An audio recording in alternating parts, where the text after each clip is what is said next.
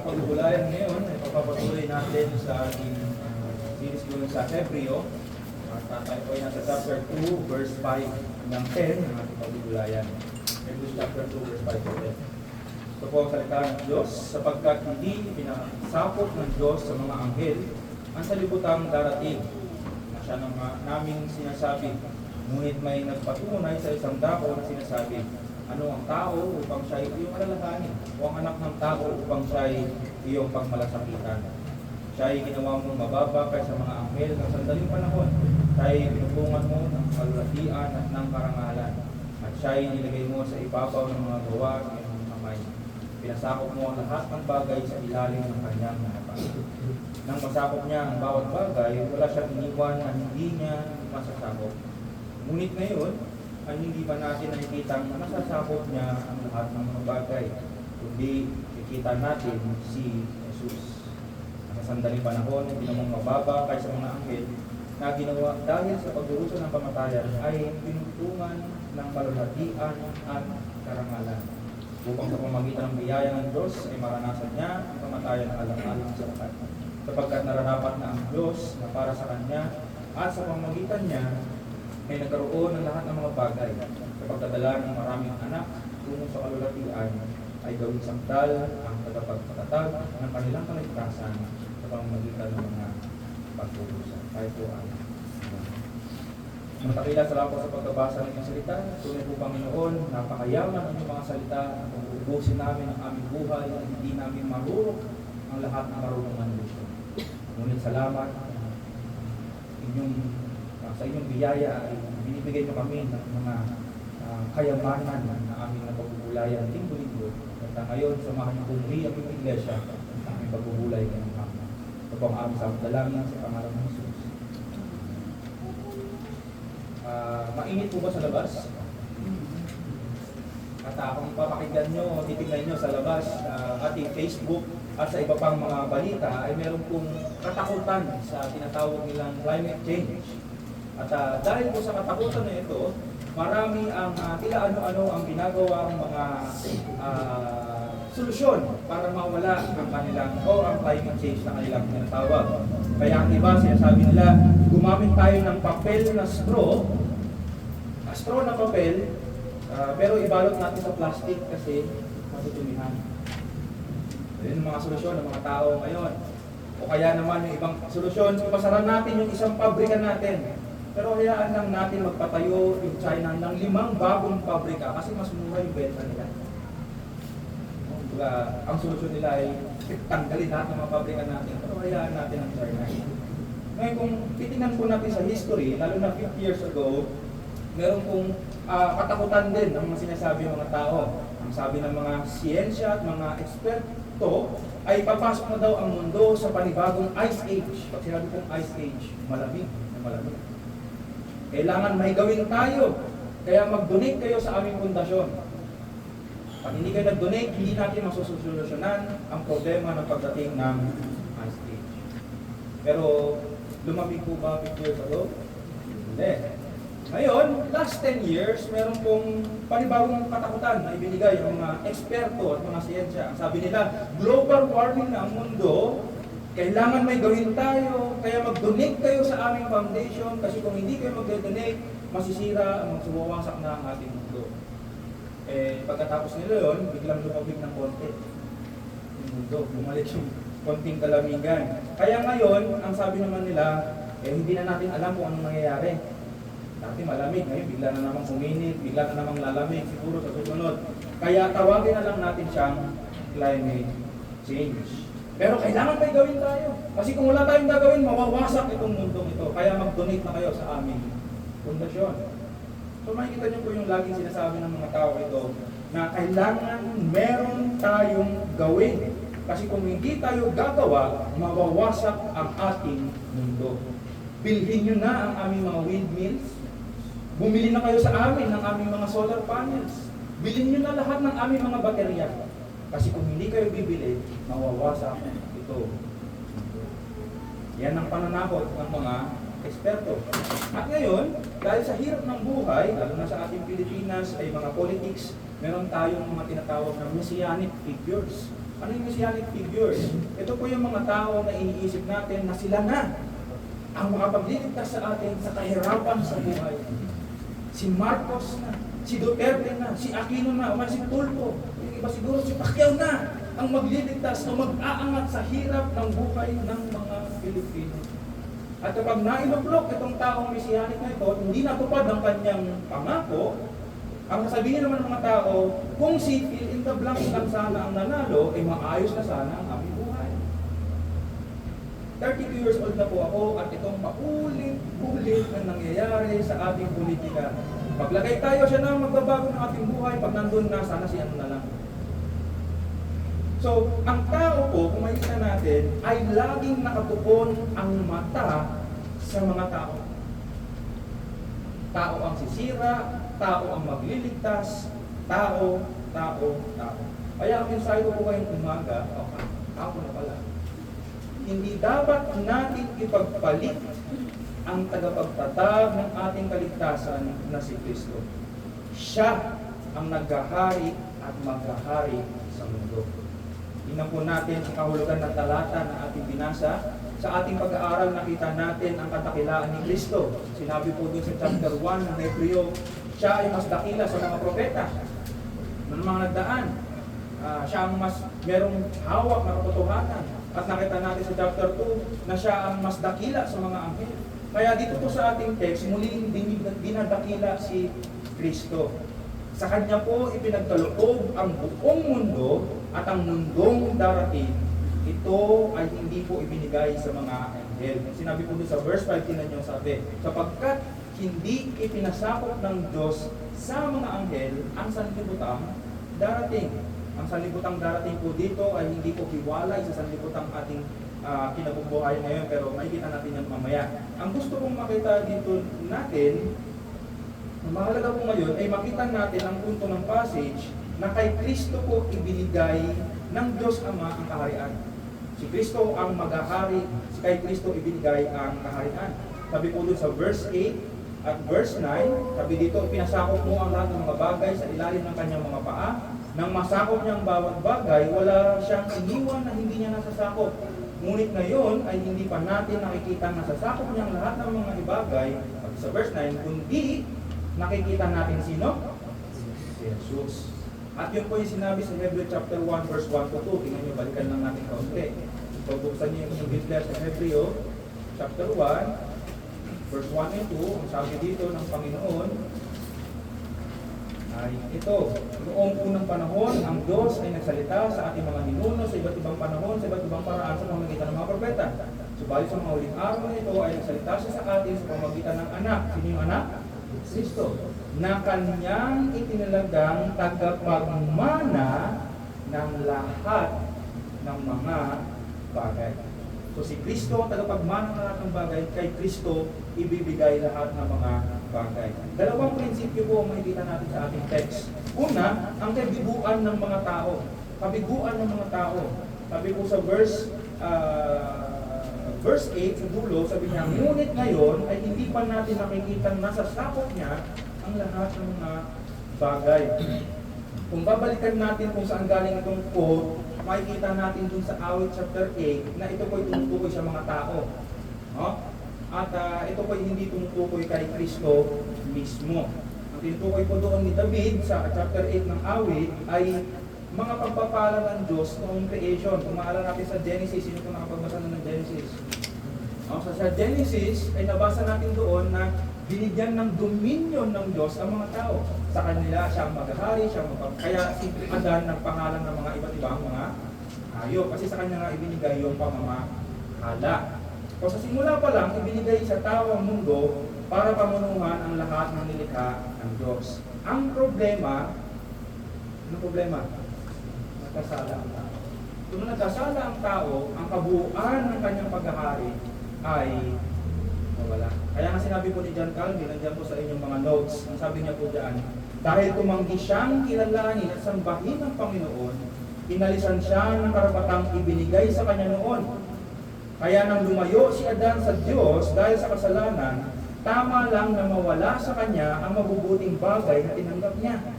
Hindi naman ipinagkait sa kanya ang paggamit sa mga ito, Pero nawalan na siya ng karapatan dito matapos niyang iwan ang Diyos. Pagka nawalan ng buong karapatan at buong kapangyarihan ang tao.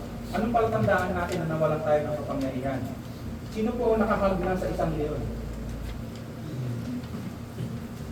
Sino nakakahag? Gusto nyo tayo natin sa Manila Zoo? Mag-hug tayo ng mga leon doon? Ayaw natin, bakit? Dahil alam natin na kapag lumapit tayo sa leon, ay tayo ay lalapain. Kung tayo ay kanyang lalapain, wala tayong dominion sa kanya, ayun. Makikita natin mga kapatid. Wala doon ng ating kapangyarihan sa kanya. So, isang palatandaan yun na nawala sa atin ang paghahari sa sanlibutan ito. Mga nilalang na dapat sana ay takot sa atin ngayon tayo natatakot sa kanya. Mga hayop na hindi sumusunod, o mahirap sawayin o sanayin, nananakit pa sa iba't ibang paraan. Hindi natin natuturuan yung mga unggoy, hindi natin natuturuan ng kabuuan yung mga aso at iba pa. At maging sa lupa na ating tinatangnan ay hindi palaging nagbibigay ng ating inaasahang ani. Hindi palaging perpekto yung inaani ng mga tao. Laging mayroong sumpa sa mga bagay na ito. At ngayon sa panahon natin ngayon, alam natin na kahit anong gawin natin ay hindi natin kayang labanan ng araw. Sino sa inyo kayang labanan ng araw? Nakakatawa ako doon sa isang napanood ko na ang akala niya daw doon sa windmill ay electric fan kasi na di ba global warming. So nagtayo daw sila ng mga windmill para daw yung may electric fan pampalamig daw ng mundo. Nabanggit ko lang. Pero kasi yun ang nasa isip ng tao. Akala natin, kaya natin kontrolin ang mundo. Mga kapatid, ang langit, hangin, dagat, at iba pang mga bagay, madalas lumalaban sa atin at hindi natin kaya. Diba?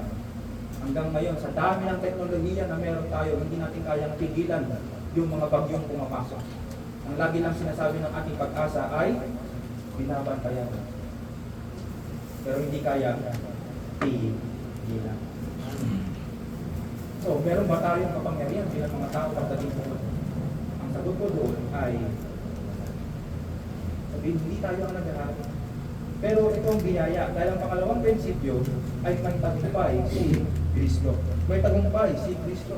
Ito po yung pag-asa na ibinigay sa atin sa passage. Kung si Adan nagkasala na wala sa kanya pamamahala sa sanlibutan, si Kristo, ang ikalawang Adan, ay pinungan ng kalulatian at karangalan. Ang sabi po sa verse 8, pinasakop mo ang lahat ng bagay sa ilalim ng kanyang mga paa, nang masakop niyang bawat bagay, walang siyang iniwan na hindi niya nasasakop. Ngunit ngayon ay hindi pa natin nakikita nasasakop niya ang lahat ng mga bagay. Kundi, sino daw nakikita natin? Nakikita natin si Jesus. Kasandaling panahon na ginawang mababak ay sa mga anghel na dahil sa pagburusan ng kamatayan ay pinungan ng kalulatian at karangalan. Ang sinasabi lang po dito ng ating passage na wala sa taong kapangyarihan, oo, pero ang kapangyarihan at kalulatian ay ibinigay na kay Kristo. Basahin natin ang 1 Corinthians chapter 15. 1 Corinthians chapter 15, verse 22 to 28. Itong sabi ng talata. Sapagkat kung paanong kay Adan ang lahat ay namatay, gayon din kay Kristo ang lahat ay bubuhayin. Subalit ang bawat isa ay ayon sa kanya-kanyang panahon, si Kristo ang unang bunga at pagkatapos ay ang mga kay Kristo sa kanyang pagdating. Pagkatapos ay darating ang wakas, kapag kanyang ibinigay ang kaharian sa Diyos Ama, pagkatapos na nipulin niya ang lahat ng paghahari at lahat ng kapamahalaan at kapangyarihan. Sapagkat siya ay kailangan maghari hanggang mailagay niya ang lahat ng kanyang mga kaaway sa ilalim ng kanyang mga paa. Ang huling kaaway na lilipulin ay ang kamatayan. Sapagkat ipinasakop ng sino? Diyos. Ang alin? Ang lahat ng mga bagay sa ilalim ng kanyang paa. Sino kanyang paa yan? Jesus. Subalit kung sinabing lahat ng mga bagay ay pinasakop, maliwanag na hindi niya kabilang, hindi siya kabilang na nagpasakop sa lahat ng mga bagay. Subalit kapag ang lahat ng mga bagay ay nasakop na sa kanya, ang anak ay pasakop din sa kanya na nagpapasakop ng lahat ng mga bagay sa Kanya upang ang Diyos ay maging lahat sa lahat. So, ano sinasabi sa atin? Lahat daw ng bagay sa sanlibutan ay ilalagay saan? Paanan ni Kristo. Ibig sabihin, si Kristo ay maghahari. Para mas maunawaan po natin, isipin po natin na meron pong dalawang tagapanguna. Ang unang tagapanguna sa lumang mundo, yung si Adan. Pero si Adan nagkasala. So kasama ng sanlibutan, nagkasala. Pero sa ikalawang mundo, ikalawang tagapanguna, si Kristo. Kaya nga naniniwala po ko sa aking conviction na ang new heavens at new earth ay redemptive o sabihin nagliligtas. Tulad sa ating kaligtasan. Tayo ay makasalanan, pero binago ni Kristo. Ang naghahari ngayon sa atin ay si Kristo. At umaasa tayo na maging ang ating katawan ay babaguhin pagdating ng ating Panginoon sa Kristo. Ano ibig ko sabihin mga kapatid? Yung katawan na meron tayo ngayon, yan yung ililigtas at babaguhin ng Diyos. Dadalhin niya sa glorification. Okay? So kung wala kayong abs ngayon, baka siguro wala pa rin yung abs pagdating natin doon. Hindi ko alam. Pero ang sigurado ako, kung sino ka ngayon, kung yan ang mukha mo ngayon, yun din ang magiging mukha mo pagdating na. Kasi ikaw, sinabi sa Psalms, ay nilikha ng Diyos or ang tawag doon, hinabi ng Diyos. Ibig sabihin, kung sino ka man, ano man ang itsura mo, kung ikaw ay sa Panginoon, ikaw ay itinalagaan niya ganyan. No? Pares pa rin sa ating message kanina, no? Kung tingin mo, ang pangit-pangit ko naman, wala kang kakontentuhan, kontento ka sa mukha mo. No? Kasi bakit? Sino nagporma sa'yo sa iyo? Sino kukuha ng anak niya? Walang iba kundi ang ating Diyos. Kaya kung ililigtas niya ang ating mga katawan, pagdating sa bagong sanlibutan, darating na new heavens and new earth, kasama ng ating glorified bodies, ay ang ating mismo mga katawan. Basahin lang natin sa ang Romans chapter 8, verse 19 to 23, itong sinasabi ng Pablo. Romans chapter 8, verse 19 to 23, sabi niya dito, sapagkat ang masidhing inaasam ng sanlilikha ay ang inaasahang paghahayag ng mga anak ng Diyos.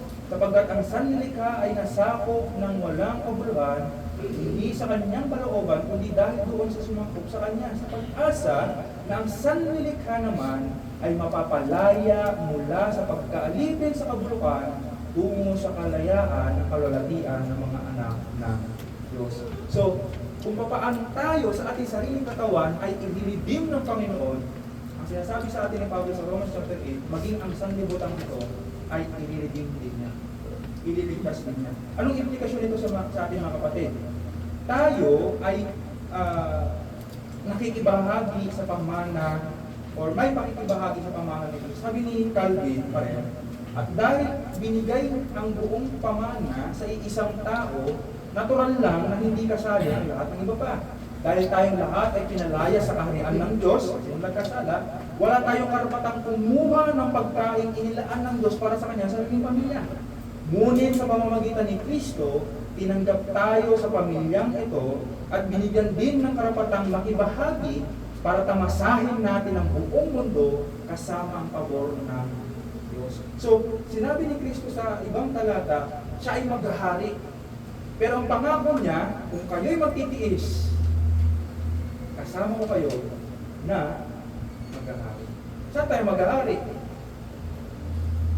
Sa glorified o niredeem na sanlibutan. Tingnan niyo sa Romans chapter 4, verse 13. Ito yung sinabi ni Pablo kay Abraham. Sabi niya, sapagkat ang pangako ng kanyang mamanahin, ang sanlibutan ay hindi dumating kay Abraham o sa kanyang binhi sa pamamagitan ng kautusan, kundi sa pamamagitan ng pagiging matuwid ng pananampalataya. So si Abraham, sabi niya dito, ay magmamana din ng sanlibutan. Ibig sabihin siya ay tatanggap ng mga biyaya ng sanlibutan, hindi dahil siya ay matuwid dahil sa kautusan, kundi dahil sa kanyang pananampalataya kay Kristo. Malinaw na ang biyaya ng Diyos ay hindi sa atin hanggat hindi na ibabalik ni Kristo ang karapatang nawala dahil kay Adan. Kung babasahin natin muli yung 1 Timothy chapter 4 verse 5, makikita natin doon na pinababaral ng Diyos lahat ng bagay. No? Kaya dapat natin siyang tanggapin ng may pagpapasalamat. Bakit ganon? Kasi nga, kung tayo ay na kay Kristo, tayo ay mayroong pakikibahagi sa kanyang mana ng kalimitan. At kung hindi naman, sabi ko sa Titus chapter 1 verse 16, yun, sabi mo Titus chapter 1 verse 16.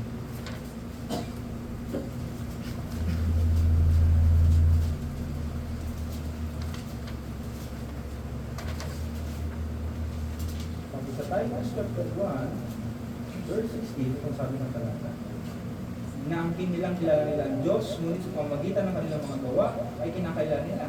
Palibhasa ay sila ay kasuklam at ang mga masuwaye at hindi na angkop sa anumang mabuti. 15 pala, sorry. Sa malinis, ang lahat ng mga bagay ay malinis. Ngunit sa marurumi at hindi nananampalataya ay walang anumang malinis. Kundi ang kanilang pag-iisip at buddhi ay pawang pinarumi. Sino pong tinutukoy na malinis dito? Yung mga mananampalataya. Ang tinutukoy naman na marurumi ay yung mga hindi mananampalataya. Kasi nga sabi dito, sa marurumi at hindi nananampalataya, ano sabi dito? Ay walang anumang malinis. Ibig sabihin sa kanila, lahat ng mga bagay ay masama. Pero sa ating mga malinis, ang tinatanggap natin may kabutihan para sa atin dahil alam natin na tinatanggap natin yan dahil kay Kristo. Okay? So tayo ay merong joy na kumain, tanggapin, mag-enjoy sa mga creation dahil kay Kristo. Kasi nasa kanya paayan mga bagay na yan. At kung tayo ay na kay Kristo, tayo ay beneficiary ng Diyos sa mga biyayang kanyang pinagkakaroon. Anong dapat natin iwasan kasalanan dito mga kapatid? Kasalanan natin iwasan ay yung pagtitiwala sa tao. Kasi walang katagumpayan sa mga tao. Wala na sa mga tao ang tunay na kaharian, kundi ang tunay na mana ay nakay. Kaya kung ginagawa natin tagapagligtas ang mga tao, tayo po ay nagkakasala. Hindi tayo magligtas ang mga tao. Hindi kaya tayo maligtas ng mga tao. Kahit nasabihin natin magaling siya, maayos siya, hindi tayo maligtas na. Isa pa, kung tayo ay nagtitiwala na tayong mga tao ang magiging tagapagligtas ng mundo. Kung iniisip natin na sa ating kapangyarihan at kalakasan ay kaya natin i-fix at ayusin ang mundo, eh sinasapawan natin ang trabaho ng Kristo.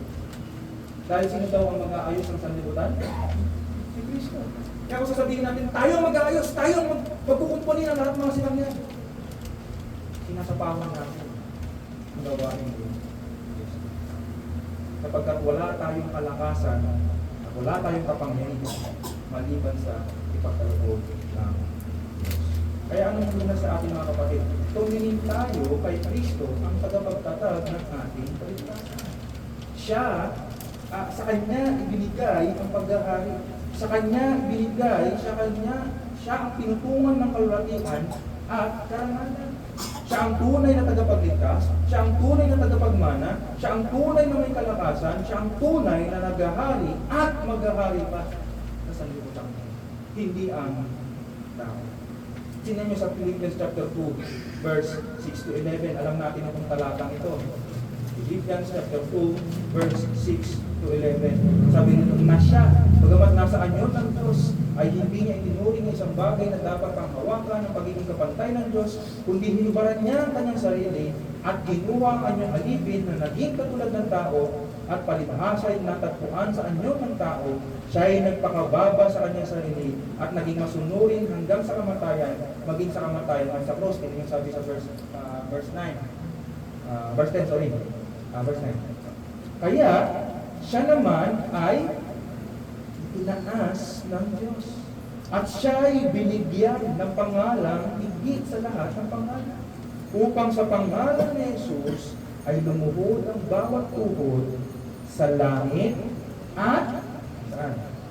Sa lupa, sa ilalim ng lupa, at ipahayag ng bawat dila na si Jesucristo ay Panginoon sa ikalulahati ng Diyos.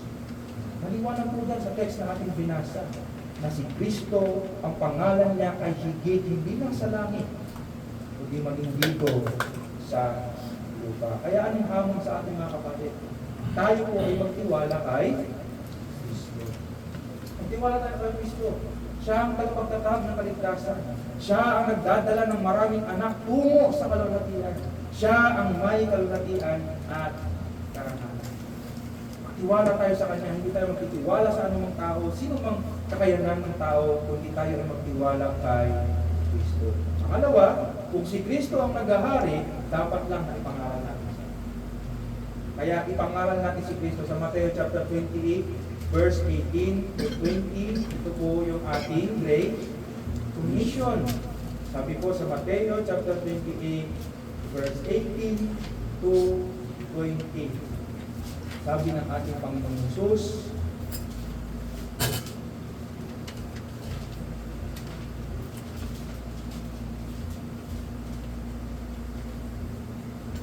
lumapit si Jesus at sinabi sa kanila, ang lahat ng otoridad sa langit at saan?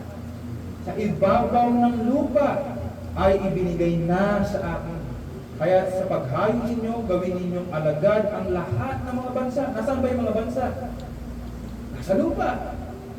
Bautismohan niyo sila sa pangalan ng Ama at ng Anak ng Espiritu Santo at turuan silang sundin ang lahat ng mga bagay na iniutos ko sa inyo.